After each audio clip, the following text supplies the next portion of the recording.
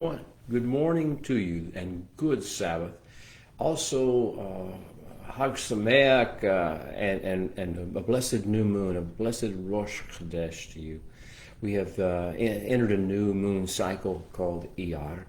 And ER is sometimes referred to it by an acronym of the same words, I am the Holy One, your healer. Ani, Yodhe and then Rofeh. I am the Holy One, your healer. So the idea of ER is that we will focus upon being healed. Our souls are wounded. Our hearts are heavy. We have been hit with the insults of life, of trauma, of drama. We have been hit with insults that we created ourselves by mistakes, by overemphasis on self or emotion or hormonal drives or appetites or urges.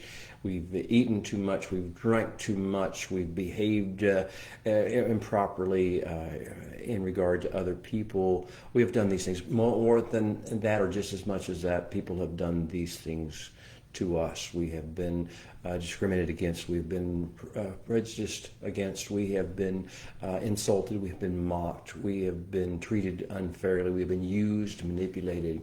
Okay, that's life. We have human life. This is a moon cycle in which the idea is let the Holy One heal us.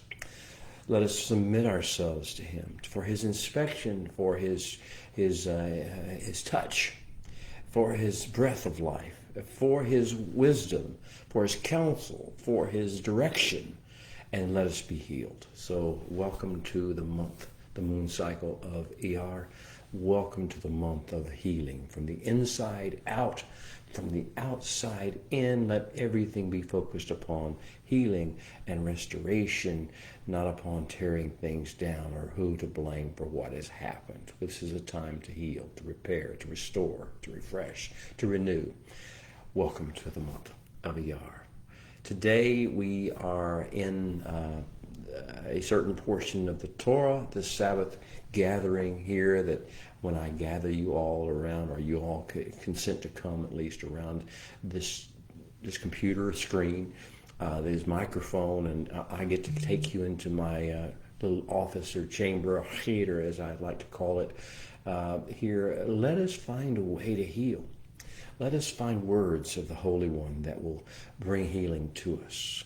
I sent my word and I healed your disease. This is the kind of concept. So we are in a certain portion of the Torah that has healing in it. It has many things in it that cause us to rise up out of the normative, the common way of thinking, out of the box of emotion and hormone and anger and offense and sullenness and this depression that would normally attack us. We are not to be like that. We have a healer. We have healing balm in His touch. We have healing effect and energy in His words. We have the Sabbath to be our rest period, to come together and then be drawn into His presence. So let it begin to happen. The week, the Torah portion that we get a chance to draw strength from, energy from, and healing from today, is actually a combination of two portions. Tazria, which means seed carrier, one who carries the force of life and reproducing life and bringing forth life. Tazria, seed carrier, life force carrier. And on the other hand, the second portion of the week is called Metzora, and it's the exact opposite of the Tazria. While the Tazria is one who carries the seed of life and new generations and new hope, Metzora is the one who carries something altogether different. It carries the stench, the filth, the anger, the hurt, the woundedness of dying, of death, of the skin dying, of the heart dying, of the mind dying. So we have the Tazria that brings forth new life and is carrying the seed of life. And then we have the Metzora, who is carrying the seed of all kinds of negativity, dark energy, and ultimately the shades of death. Which one are you carrying? We have this contrast being put out between the young woman who is giving birth. She is carrying the seed of mankind. She's bringing forth a new generation to replenish the earth, to be Adam again, to be fruitful and multiply. And she's playing that role. And then are you that? Are you bringing forth a new generation, a new life? Are you bringing forth health and healing upon the earth? Are you bringing forth hope for the world? Or are you more like the Metzora? Have you become so wounded and scarred by life, by experiences, by your own behavior, by the behavior of others, that you carry around death like it's a precious gift to you, and you're dying and you're bringing the stench of death wherever you go? This is the lesson of choosing the pathway of Tazria and Metzora. Leviticus chapter 12, verse 1 continues all the way through Leviticus 15, verse 33. I call this, or subtitle, the discussion we'll have today, this drash for the Sabbath. In ecstasy or in agony. In ecstasy or in agony, excuse me. For better or for worse. In sickness and in health. This is covenant life, beloved. In ecstasy or in agony. For better or for worse. In sickness or in health. It doesn't matter. We are here. We are the children, we're the sons and daughters of the covenant. We are therefore to live and navigate these danger zones, these traps, these pitfalls of life. These places where the clean and the unclean clash and like tectonic plates crash into one another and cause explosions and implosions. And also where the realms of the holy, things that the Holy One is energized with his breath and with his life and his words, meet with those things which are human and fallen and profane and common. We are the intersections of these things. We have to go life. We have to live our life navigating through these different intersections where these things clash. Will we do it in ecstasy and in agony? Will we do it for better and for worse? Will we do it in sickness? Will we do it in health? Will we do it as Tazria, carrying the seed of life? And will we do it when things happen to us or those around us or the world around us or the nation or the climate or whatever it may be, and we begin to be carrying forces of death? Will we continue to be covenant partners of the Holy One doing his will? We are, of course, in the midst of a larger study, and that study is of the part of Sefer Vayikra, the book that the world has come to call Leviticus. Sefer Vayikra means "and he called," and so the book is all about a calling. This season of time that we live in the seasons of the earth, the seasons of the climate, they follow, they coincide, I should say, with the seasons of the Torah that we read. So we are in a season of being called, and the earth is being called to produce again, to be fruitful and multiply in the northern hemisphere, and to retreat and prepare for a later season, to hibernate, as it were, in the southern hemisphere. But the idea of this is, as the earth is being called, as the dirt is being called by the Holy One to serve its purpose in the great ecosystem and the great plan for continuation forever and ever, so is man, so are you and I, so are the covenant partners of the Creator of the universe. We're being called. And what are we being called? The overriding theme of Sefer Vayikra, the overriding aspect, element of the call. If you could sum it all up, it would be like this. In English, in translations of the Bible, we read, "Be holy as I am holy." That's the bridegroom king's call to his bride people. Be holy as I am holy. It's more like be holy ones, be kedoshim, it's plural. It's be holy ones, be kedusha emitters, be those who exude and emit and impact the world with the holiness energy of heaven. Be holy ones, he said. Be kedusha emitters, because I am Kadosh. I am a Kedusha emitter. I am the ultimate Kedusha emitter. If you're with me, you'll do what I do. I release Kedusha, holiness energy, to heal and to restore and to bring forth life in the world. And if you were with me and you walk with me and you follow my ways and you are my disciple, you will become a Kadosh too. You will become Kedoshim, plural, Kedusha emitters. Now that's our theme. Be holy ones. Be Kedusha emitters. As he is a holy one, as he is Kedusha. as he is kadosh. We have a sub-theme this week that relates to the times and seasons we're in, and the troubles and the struggles that we deal with in ordinary life. The political, the economic, the personal, the relational, the physical, the emotional, the financial, all types of struggles begin to hit us. We're not living in some utopia. We have been placed and stationed and assigned to this realm to live down here and to bring out the covenant for better or worse, for richer, for poorer, in sickness and in health, in times of goodness and in times of hardship. So, this week's sub-theme, after Be Holy Ones, for I am a holy one, is how to navigate the great flesh traps of life, of mortal life, of living on planet Earth in this age. How to navigate the great traps and pitfalls that we will encounter. Life can be considered by us something like an obstacle course. It's designed to train us, but also designed to bring out the best in us. And that has to happen by virtue of testing, by virtue of facing challenges and overcoming them. So we have these great flesh traps of life, these great pitfalls of the pseudo-intellect and the emotion and the appetite and the instinct. And even the hormones begin to flare up, and we have triggers for those things. We have to navigate all this and do it for better, for worse, for richer, for in the covenant mindset, doing it his way, being holy ones as he is the Holy One.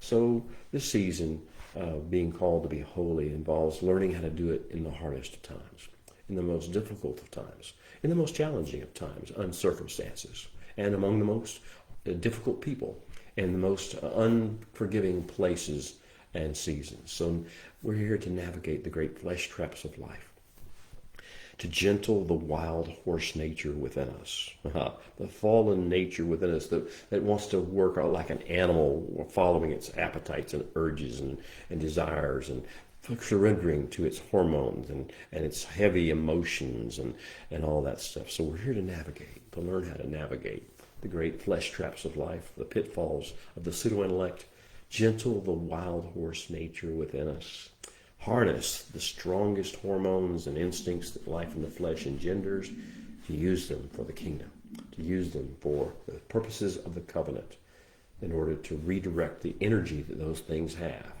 to the advancement of the kingdom. That's what we're here to do not to do our own thing.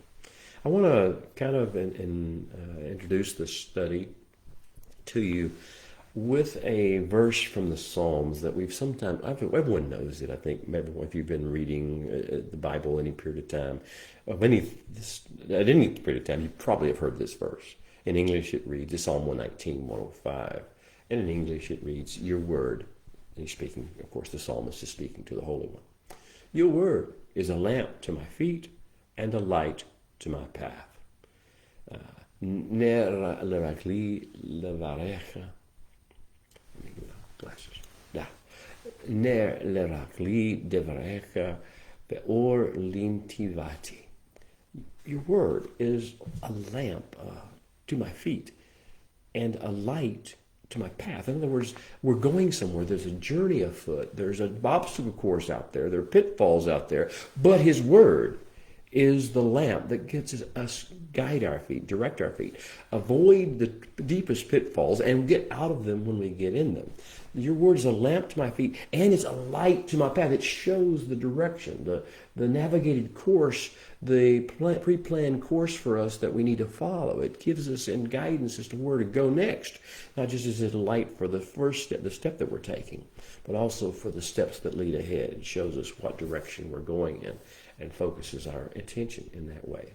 Your word is a lamp to my feet and a light to my path.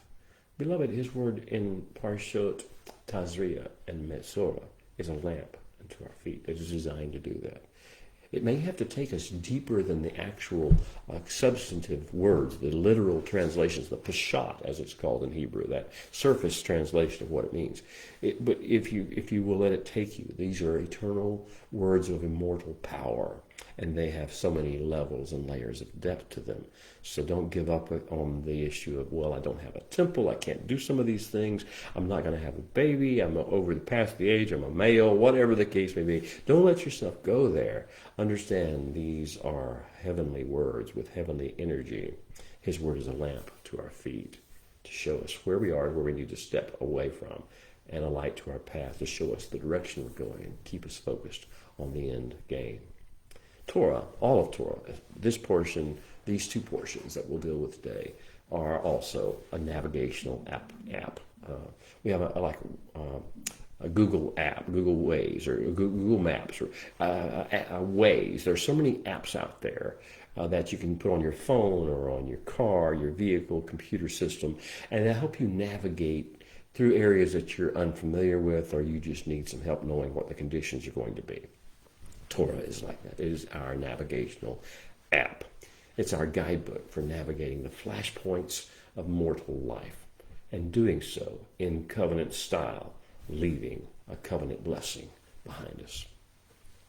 So if we're understanding that his word is light, that we are dealing with work in the light, living in the light, bringing light, the energy of light into the world. As he said, let there be light, or yehi, or light be. So it is, our lives are to be sources of light as well. But where do we get the light that we bring? We don't make the light ourselves. The light comes from external sources. So the first place that light comes from is his eternal words, his devarim. The Torah, his teachings. Genesis 1:3, let there be light, yehi, or Psalm 119:105, which we read before, a word is a lamp unto our feet and a light unto our path. Psalm 119:130, I think it is, where it says, that the entrance of your word brings light and understanding to us all, to the simple, to all the other people. Now, this idea of his words being light means that we need to stay connected very tightly to his words and believe that his words are more than words. Believe that his words are more than surface level. Though they have application at the surface level, we need to understand they are deep and deep and deep. More like the light is more than just what we see with the light. The light is huge. It is tremendous, and light is healing. Well, the first thing, the source of light that we get, that we can carry, is his eternal words. That's where the energy is for us to do the mitzvot, or the instructions, or follow the commandments, as some people might say. It doesn't come from us. We don't somehow get tough and groan and moan and grunt and somehow get stronger and discipline ourselves and somehow make us. No, the words carry their own energy. So that we focus on, we meditate upon, we walk in, we deal with his words on a day-by-day basis, and they begin to reproduce themselves, and they begin to work, overcome our flesh and do those things. And we can't take credit for it and say we fulfilled the law or fulfilled the commandment or fulfilled anything. We've just surrendered, and the words have their own effect and their own power. So his eternal words are sources of light, Kedusha, energy, and light. The other thing is, and we've been dealing with it for the last few weeks in our studies here in this Heder, is his abiding presence. His abiding presence is a source of light. God is light, as 1 John 1, I believe it's 7 says. God is light. And the Holy One is light. And he is like, it is pulsing energy of eternal power, of eternal flow that comes into us. And his abiding, when he's present, and there are seasons of light shedding when he comes to dwell with us. The first season that we've talked about was in the Garden of Eden. And that was the first level, and that was the prototypical level that he desires to have and will have again at the end of days in the Messianic kingdom and the world to come, this Edenic state. Now, we don't have that now. We have an interval due to behavior of the human being, the humankind, and humanity has failed in that process, in a sense. And so what we have now is we're encountering other realms. We are the thorn and thistle realm. And not the presence. The Holy One has withdrawn his presence for our sake because we cannot handle it in our condition. So he's given us seasons when he will give us pictures of what it's going to be like. Give us a taste again of how wonderful it is to be in his presence. And the first one, since the garden, was the building of the tabernacle in which he dwelt, the tabernacle in which he sat enthroned between the wings of the cherubim, seated on the mercy seat, the one in which he continued, let his Shekinah presence, his glory, he live and dwell right in the midst of our camp. There was a short season, a few hundred years at most, but that was not designed to be permanent. It was designed to be a taste that we would always remember, that sweetness of the taste of when his presence dwelt among us. And that was just level one. That was the level for us and our camp. It was not for the nations. It was not for the world. But then came level two, the Mikdash. The temple was built. Solomon picked up on the promise of the Messianic kingdom and built the temple. And the Holy One inhabited the temple in Jerusalem. And it became the house of prayer for all nations. Sometimes it was used that way, and other times it was not, but that was what it was for. And the temple was the house of prayer for all nations. So we expanded this idea of this abiding presence and the light that comes from his abiding presence beyond just the nation of Israel, beyond the people and individuals and the families of our own community, to open up to the world. And the nations came, especially under Solomon after he built the temple. The nations came and flocked to Jerusalem. And so it was a picture, another foretaste of the bigger than just Israel. This is the Mikdash. This is the temple era. And of course, it was also temporary in this world. And now we're not in that world. And then we had the third of these new realms after the Eden, or the third after the Eden was when the Yeshua, the Messiah himself, came to earth. In him was life, and the life was the light of men. And so Yeshua's presence for the number of years that he walked upon the earth, and he manifested the actual holiness of the Torah, what the whole Torah was designed to speak to us, and the things of his light began to shine. And that was also temporary. And whenever the execution stake happened, and the burial, the resurrection, the ascension, that all took place, we now began to be again without that level of light. Although he wasn't through yet. And then there was the giving, the pouring out of the Ruach HaKodesh, the Holy Spirit. And in that giving of the Holy Spirit to all flesh, which is the ultimate plan at least, it hasn't happened yet in its fullness. And as that began to happen, the process began where we'll be getting ready for the world to come, getting ready for the Messianic kingdom and his abiding presence again through the presence of the Ruach HaKodesh in individuals and communities. This is light. We have the source of light. Now I want to go on with another verse, Isaiah 2:5, as the prophets begin to speak into this idea of us carrying the life force, like the Tazria, carry the life force, which is the light. Bet Yaakov lechu, come, O household of Yaakov. Let me get my. V'nelcha be'or Adonai, and let us walk in the light of the Holy One. Come, O household of Yaakov. Come, O household of Yaakov, and let us walk in the light of the Holy One. Yes, God is light. In him there is no darkness at all. If we say that we have fellowship with him and walk in darkness, we lie. And we do not practice the truth. But if we walk in the light, as he is and is in the light, we have fellowship with one another, and in so doing, the blood of the Yeshua HaMashiach, his son, tahars us, makes us clean, pure from all chata, from all sin, from all breach. And so, as we begin our discussions in earnest today, we're discussing the tent maker's dream. The reason he comes and he dwells among us is so that we can be in his light. So we can have a context, a vessel, a way of life in which we can have his light shining through his word and his abiding presence with his spirit. Because in his light we see things that those who do not have that light cannot see. You will find this, we will see the world that exists through different lenses than other people who do not have that light. In his light we see things that those without the light cannot see. And also in his light, we see things that other people can see and do see, but we see them very, very differently than they do. We see them with the potential for life, with the Tazria potential, they may see them with the Metzora effect. This is the difference in the way we approach life. Tazria or Metzora, which life force, which seed are you carrying? The seed of life, regeneration, and hope, or the seed of sickness, disease, and death, and despair? By the light of the Holy One, by the Holy One's light, by his presence, by his word, by his abiding with us in one form or the other, or even the promise of it, by his light we are empowered, beloved.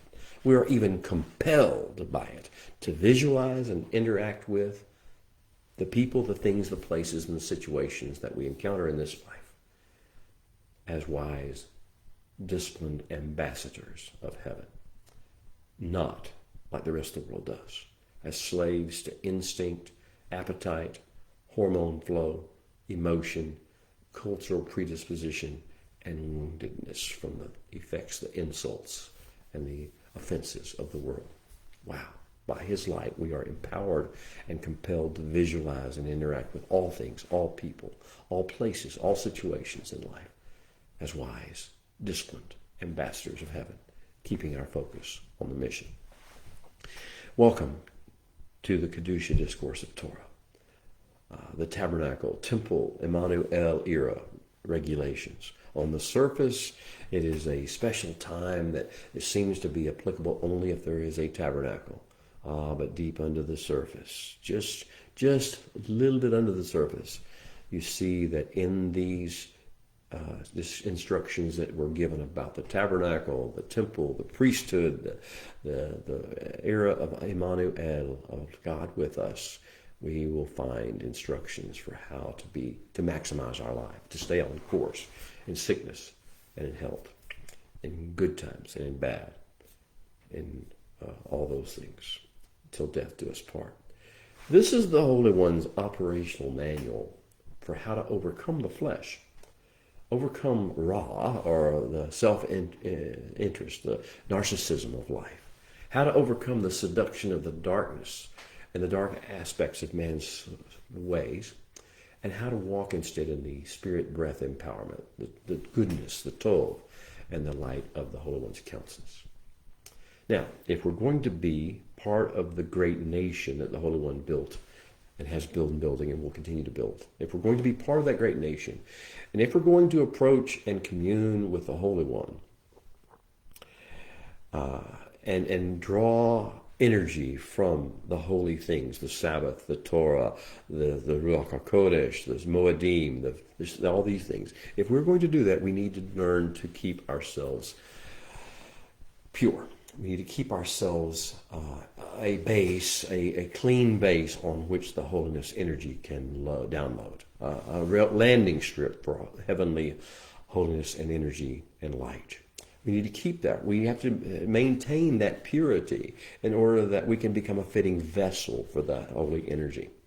And therefore we need to have a good way of dealing with things around us which are unclean, tameh, which are profane, which are common, which are angry, which are offended, which are insulted, which are operating in the flesh, the pseudo-intellect, and the fallen state of man. Well, we have been talking about Kedusha, energy. We've been talking about Tahora, the state of being clean, that landing strip state where we're ready to receive downloads from heaven. Or what are Kedusha and Tahora really? You might ask, and why and to whom are they important? Well, to answer that question, those questions about what is Kedusha and Tahora, what are they and why are they important and to whom are they important, to answer those questions, we need to consider what are the antitheses. What's the alternate, the other side? What's the alternative to Kedusha and Tahora? Because if we don't understand that, we won't understand how valuable Kedusha and Tahora is, how essential it is to our mission and our purpose, and we'll just write it off. What are the antitheses of Kedusha and Tahora, and why and to whom are they dangerous? What happens if we don't have Kedusha? If we don't draw down the heavenly energy, then we're stuck living in the earthly energy of fallen man and its darkness. What happens if we don't maintain a level of tahora and keep returning to that state of cleanliness, purity, of landing strip capability to receive, ready to receive the downloads from heaven? What if we don't do that? Then there won't be revelation in the world. There'll be a dearth. There'll be a drought. There'll be a dying from lack of revelation. We perish for lack of revelation and understanding. That's the alternative. That's the antithesis. The antithesis of Kedusha is profane things, of darkness, of uncleanness, of toiba, of abomination. And the antithesis of Tahora is Tuma, is the toxic, corruptive, divisive energy that destroys and corrupts. See, this idea of keeping up with Kedusha and keeping in a state of Tahora, or continually returning to a state of Tahora, is not just about us. It's not about our eternal salvation. It's not what the purpose of it, at least, is. It's not about that. It is about keeping our households and families whole and healthy, in sickness and health, yes, navigating the danger zones, our households, our families, also our communities and our nations. It's about more than just us. It's about the species of humanity. It's about the ecosystem. And it's about working with and staying in tune with the Holy One's grand plan for the redemption and restoration of both mankind and creation.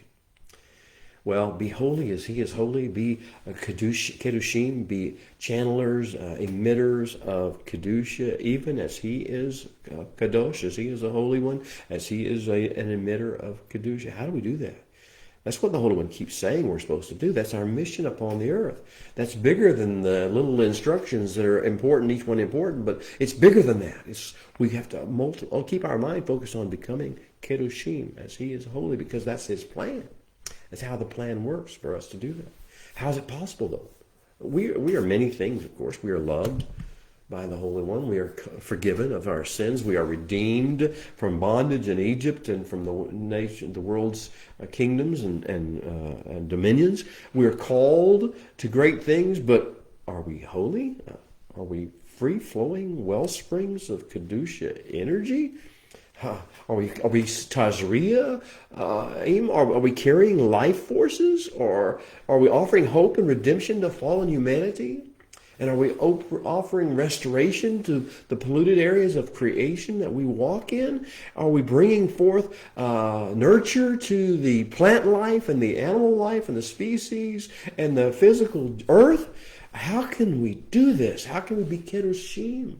How can we do what he wants us to do? What will it take for us to become that? What are the disciplines? The Holy One knows that we cannot become holy on our own. We cannot be holy just because we want to be holy. We don't even know what it means. The Holy One knows that we need to catch holiness. We need to catch it from being with him, spending time with him in the things that are holy. We get holiness from holiness. Holiness breeds holiness. So we must go to the sources of holiness. His words, his Sabbath, his Moedim, his Holy Spirit, his blessings, his nation, his holy city of Jerusalem, his holy mountain of Zion. You see, the holy things are where the holiness comes from. And the most important thing of all, we must stay in his presence. In the manifestation, the level of witness that he gives to us. At one time it was the Garden of Eden, and we were called to stay up with that level of holiness. Then it was the tabernacle, which we talk about in Leviticus 12 through 15 and beyond. And then it was the temple in the times of Solomon and the kings afterwards. And then it was Yeshua's presence physically walking upon the earth and demonstrating the elements of Torah to us and the way he was supposed to do it. And then it was the release of the Holy Spirit, and now it's growing. We're offered the opportunity to grow in that process. But whatever our level of holiness, energy, download that we have been given, that is what we're designed to hold on to and push into and press into. This holiness energy is why he delivered us out of bondage to fallen mankind's one world order. And it's why he brought us to this mountain of Sinai on eagle's wings and gave us his Torah. It's why he let us build the tabernacle, spend our time 5.5 months building a scale model of his heavenly courts, his chambers, his throne room. a place where we could visit with him, get to know him, commune with him, get to come to love him and come to appreciate who he is and what he does, and let him begin to disciple us day by day, year by year, new moon by new moon, in the disciplines of his calling to holiness, to Kedusha. What he has in mind for us is indeed the ultimate extreme bridal makeover. He sees us like in the My Fair Lady. He sees us, and we can be transformed, but he is calling us to engage with him in the ultimate extreme bridal makeover. This week's installment of the Disciplines of Holiness from Tazria and Metzora will teach us a few things about that. Now, this is not just convenient, comfortable religion. It is a lifestyle. It is how to live in the heights, how to live in the higher levels, how to overcome and get the fullness of perspective. And it is worth everything that it costs to do so. So, let's get into the call to worship as we have a few minutes left, and we'll start reading and talking about our particular verses for this day. If you will, listen to the Hebrew or sing it with me.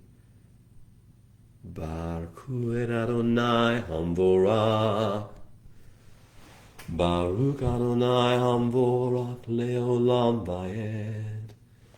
Baruch atah Adonai Eloheinu melech haolam. Asher bakar banu mikol ha'amin. V'natan lanu et Torato. Baruch atah Adonai noten haTorah. Yes, and now open our eyes, O Holy One, that we may see wondrous things from your Torah. For we are but strangers in the earth, so do not hide your commandments from us. Let's talk about our context for this week's study in our drash. How did Parsha Shemini end? The Holy One was speaking near the end of it. He says, you are not to shachatz. You are not to corrupt or pollute yourself. We have this duty to maintain Tahora. You are not to shachatz. You're corrupt or pollute yourself with any creeping thing that creeps, nor are you to make yourselves tamei, unclean, fragmented, conflicted with them, lest you take on their tuma, the things that make fallen animals do what fallen animals do. They behave like dogs, behave like pigs, behave like buzzards, behave like worms. Don't take on their tuma, because you'll begin to take on their behaviors and their ways and their thoughts. Their fallen state. One day, all these creatures will return to their divine Edenic state. It's another story, another day. He kept on, though, last week. He said, for I am the Holy One your God. This is the Holy One speaking. I am the Holy One your God. He said, you are therefore to Kadash, to make yourself holy. And you are to be Kedushim. You are to be holy ones. For I am Kadosh, an emitter of Kedusha. And neither are you to make yourselves tamei, unclean, fragmented, conflicted, with any creeping thing that creeps on the earth. For I am the Holy One who brings you up. Brings you up. This is the idea. He's calling us up to a higher level. Brings you up out of the land of Egypt, which is the normal way of the nations. The depressed, dark, obsessed, self-obsessed, narcissistic, death-focused worldview. He brought us up. I brought you up out of the land of Egypt to be your God, and you will therefore be my Kedoshim. I am Kadosh. That's where we kind of ended it last week, as we begin to focus on the fact that there are creatures that we do not need to take on their characteristics.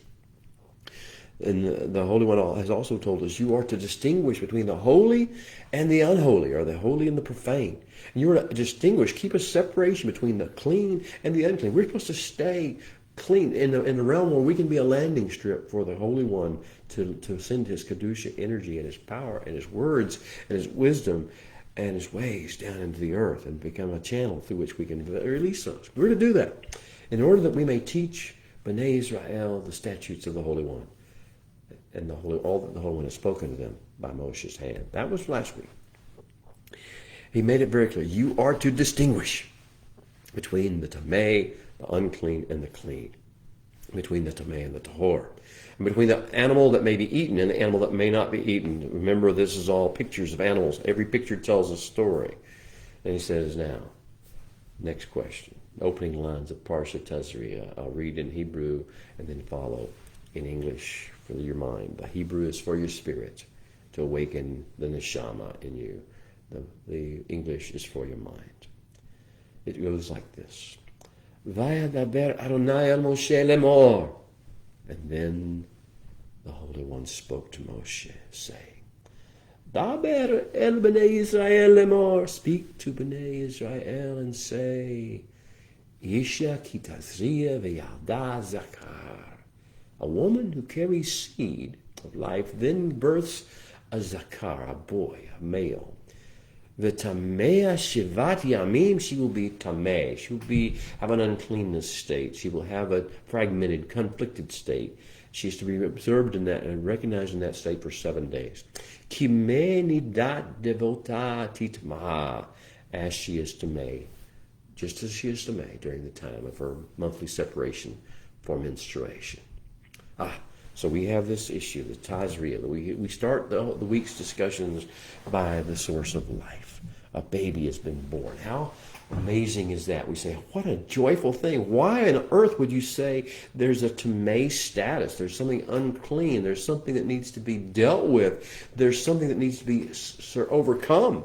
Well, if we understand a little bit about the process of human reproduction, it means that the flesh has acted. It's all fleshly. Now, there's a spiritual component when the actual conception takes place. That's when the spirit life force is given from heaven, and it comes and joins the DNA strands that form, and there's an energy release. So every child has a spiritual component. Animals don't have that, but human children do.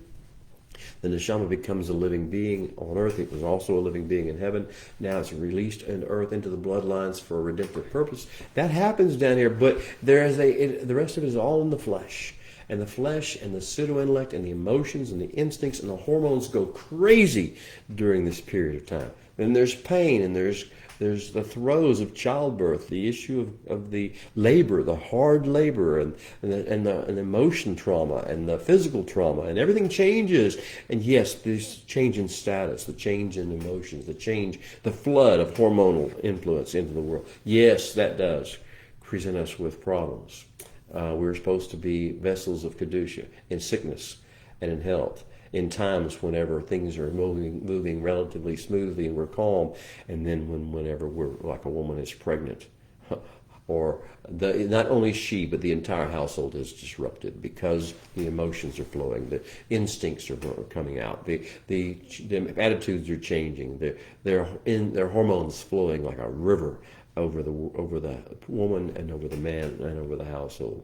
What about the children of the marriage, the other children, the older ones? How are they going to take this? How about the mother-in-law, the father-in-law, the neighbors, the best friends? How is this going to change their life? Do you understand the impact of childbirth? And so he says, yes, this is a navigational zone that you need to worry about. This is a place where you could get depressed, angry, get very up in the flesh. This is a place where you could lose your focus on being part of the kingdom. And being part of the covenant plan. Instead, you get focused only on yourself or upon what it means to you. That's the idea of why we have a 7-day period for a male child, a zakor, and a 14-day period for a female child, a nekhabah. Now, this idea of maleness and femaleness, masculinity and femininity, it's, of course, a big issue today in the world. I'm not going to get off on that issue whatsoever. I want you to talk about the Hebrew, what a zakar is. In Hebrew, in English, you see it's a boy or a male child.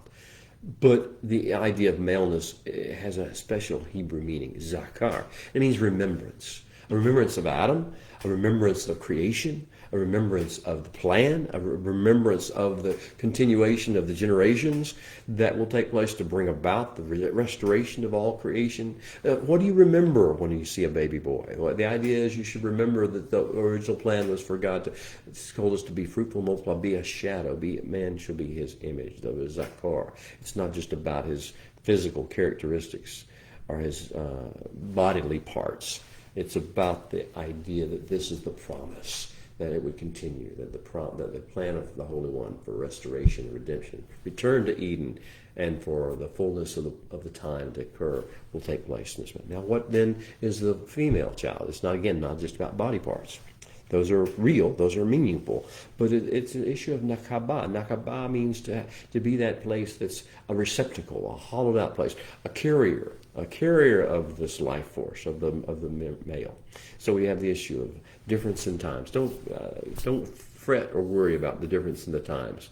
That will be revealed by the Holy One. Just understand that it's a different thing. There should be a recognition of a difference between a zakar, a male child, and a female child. Not that one's better than another, not that both are not absolutely necessary and essential and valuable and a part of the plan of the Holy One, but that they are to be regarded as different from their very conception and from their birth. And that difference is to be respected all the time. And they're not to be mixed together and joined together and assumed to be the same. They're not. They serve different purposes, have different approaches to life. So we have then we have a post-birth protocol. He tells us there are certain things to do. With the male child, on the 8th day, the male child is to be circumcised. The foreskin is to be peeled back. And this is to be a sign forever in this child's life, to know this male child, this nakar, to remember that he is a child of the covenant. This goes back to the Abrahamic covenant and the idea that we are in that covenant, and he can never forget it a single day of his life. And then with regard to the nakaba, and then they have a different protocol, but at the end of the times of the purification, and it's gradual. The first 7 days or the first 14 days, but in which gender we're talking about, are an intense separation, and the focus is to be on bonding with the child, the mother bonding with the child, not upon communal activities or that sort of thing. To get used to and get accustomed to the new role of being the mother, and how it fits in the household. And then after those days, there's another period when you're more engaged. It's a halfway house kind of a thing. Second period, to begin to prepare yourself to re-enter ordinary community life. That's not to happen too soon. Don't push it, because this important event has taken place. Not only have you been traumatized physically and emotionally, this baby has come to the earth and must need to get adjusted to a new lifestyle, a new rhythm. And beyond that, the spiritual changes are taking place so rapidly that you will tend to get depressed, angry, offended, or selfish, or antisocial in this process. So this period, the Holy One has wisdom. So this is one of the danger zones of life. When the human reproduction is a wonderful thing, and it was designed by the Holy One, but it also has pitfalls. And in that area, there are hormones and instincts and urges and appetites and cravings that take place that can take you way off course. And now the question is, in sickness or in health, are we still covenant partners? In times of joy, in times of sadness, in times of joy, like having a birth, can we maintain our covenant focus, or are we all about ourselves and our celebrations? Okay. The point is that there are times and experiences in life, in this body, in this age, that we are supercharged. The times, at least, are supercharged with mission distraction potential. The times and the seasons. Sometimes we go through events like, and we're using an example of childbirth, of human conception of a baby, the process to get that to happen, the romance, the affect, the passions, the urges, and then we get into the actual conception and the germination of the seed and how this works. And we get into the idea of birthing. All these processes have a lot of mission distraction potential. And the idea is, even in these things, we're not like the world who just goes off into our emotions and has our belief systems. We instead interact with the Holy One and follow His word, because the power, the holiness is in His words. So we do what His words say. We follow. We stay in line with His words. We trust them to have the power to bring us through, to help us overcome, and to navigate these pitfalls well. All right, look at my time. All right. The first experience is about this idea of childbirth. Well, I guess the first was actually last week. We talked about food, things we will choose to eat. Everybody has hunger. Every human being has to go through the idea of wanting to eat something and drink something, to worry about things like that, to think about things like that, to obsess about things like that. That's the first pitfall or trap that the Holy One's trying to teach us to learn how to avoid and follow His word through. Now we have this issue of romance, attraction, urge, appetite, and then conception, childbirth, child rearing. These are the common experiences that have pitfalls. We can be conflicted in our loyalties, conflicted in our desires, and our flesh could tend to flare up, and our pseudo-intellect, and our belief systems, and our philosophies, and our ideologies, and our ethnic predispositions or cultural predispositions might begin to step in and begin to take over. And He says, no, stay in my word, stay in my ways, stay calm. The idea of food, the idea of, especially of childbirth, what an emotional roller coaster. Getting pregnant, being pregnant, having a baby, what a roller coaster ride they take the woman on. And they don't just take the woman on that ride, they take the parents, the husband of the woman, and the parents of the woman and the husband, and the children of the household, all the friends of the family and the community, they take that on there. Well, Tazria. What does Tazria mean? Tazria means a carrier of seed. It means to carry a life force, to carry the hope of the future. Tazria. Zera is the root word, seed. Zara, to bring forth seed. This is a very essential aspect of who we are. We're seed carriers. We're not carriers of venom and death. We're not like a serpent. We're not carriers of bacteria that we spew all over people, and slime we are carriers of a life force. And so if we look beyond the surface, beyond the pashat of this verse just a little bit, we say we are all the Tazria. That's who we have become. We have become seed carriers, carriers of a life force. And that takes precedence over all other things we might wish to do. I can't do that because I'm carrying a life force. A woman can't go out and drinking all night long, or shouldn't, or taking other kinds of stimulants or intoxicants, or staying out late and working extra hard. There's certain things a woman should not do because she's carrying the seed of life. So it is with us as we are the Tazria. We have certain things we just do not need to do that are fine for maybe other people and for the purposes they have, but we are carrying the life force. That is our primary responsibility. We must not do anything to interfere with or endanger that life force we're carrying. So, this is the Tazria. The greatest lesson that we will learn about this is that there are flash points of life. Pregnancy, conception, romance, attraction, all these things are just flash points where the flesh can act up, where we can have a clash, where, yes, one day we were doing just fine, thinking about the Holy One, saying His Word, doing His Sabbath. All of a sudden we meet someone, and then there's, oh my gosh, there's the Roman, and now we're distracted, now we're conflicted. This is a flash point. You understand the concept, and the Holy One's trying to give us over the next few chapters, over the whole course of the Kedusha Discourse, what the Holy One's doing is giving us a navigational app that takes us through all the important flash points that we'll meet, or the places where the flesh will erupt in us. And you see that's going to tie into Metzora, which is a flesh eruption. Whenever something happened and now we're having a sign show up on our body, our flesh, our face, our skin, our arms, our hair, even can happen in our garments. You'll see it can happen in vessels that we use, plates and dishes and bowls and jars, and it can happen in our clothing, our wool, our linen clothing. And the idea is nothing wrong. It's not or typical mold or mildew. This is happening because we're in the light of the Holy One, and we can see things that others can't see because they're not walking in that light. When we walk in the light, we see stuff, that things they can't see. We see that there are problem areas erupting because of our flesh, in and around our flesh. We even see it can happen in our homes. What kind of toxicity would there be in a home? What kind of toxicity could a human being release in a home? that would cause there to be a warning sign from heaven. That this is going the wrong way. You need to fix this. Check engine soon. Do something quickly to get back to a state of Tahora. What would happen? Why would a person's garment get that? In the way we present ourselves to the world, how can we present ourselves to the world? And garments are the sign of that. How can we present ourselves to the world in a way that brings toxicity, that needs immediate attention? And in His presence, when the light of the Holy One is shining in our lives, when we are connected to the light sources that we talked about earlier, then we can see these things happening, and they begin to be a sign, a warning to us. Check engine soon. Fix it. These are the areas where the flesh can operate and the pseudo-intellect can operate. And that's where we are learning to navigate.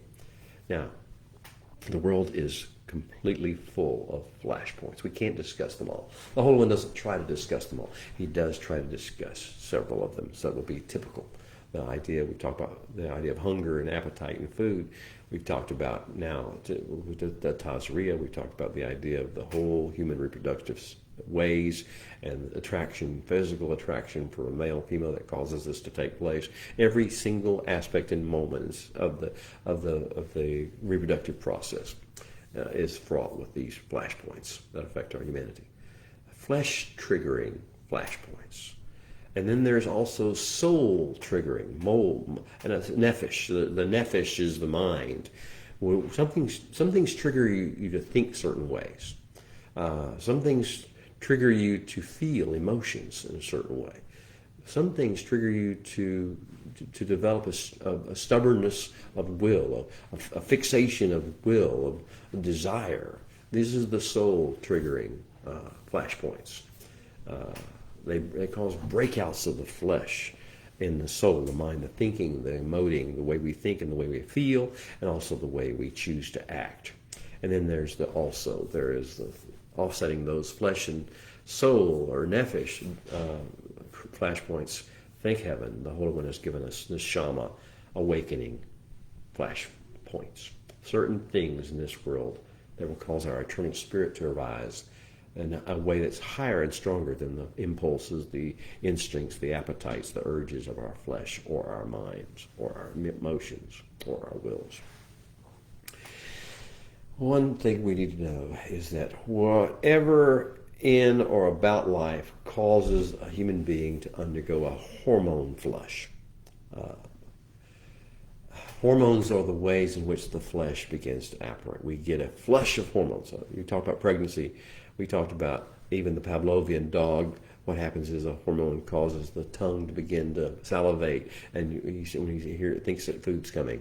You see the idea of the hormone flood. Whatever in or about life causes a hormone flood in your bloodstream constitutes a potential flashpoint of the raw spectrum, the spectrum of narcissism, of self-interest only, of a distraction from the plan, of that which is common or profane even, as opposed to that which is holy, that which is unbalanced, and that which is adulterating, and that which leads to fragmentation, that which leads to division, which is the tumah, the uncleanness, as opposed to that which is whole, and that which is leading to wholeness and going in the direction of the way of the plan of the Holy One, which is tahor.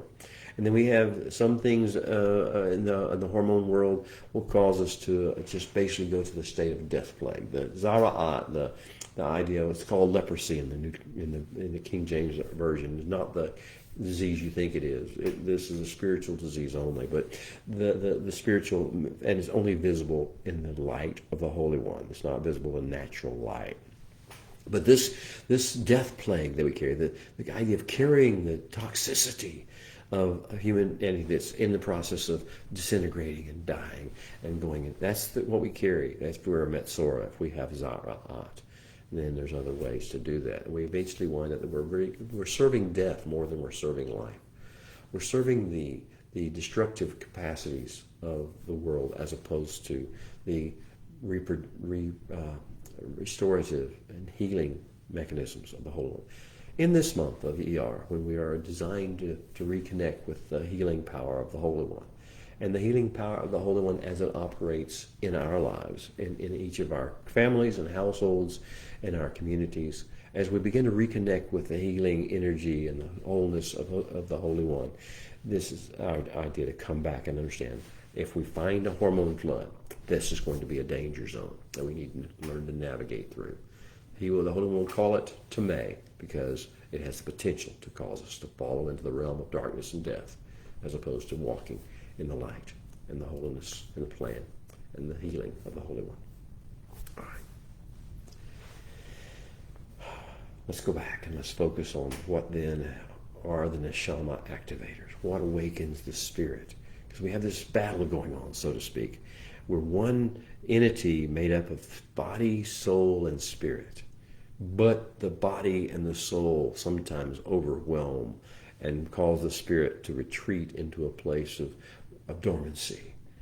If we've got that, we need to awaken the Kedusha. We will awaken the spirit and cause it to rise up and then subjugate the flesh and the desires of the flesh. We call it self-denial.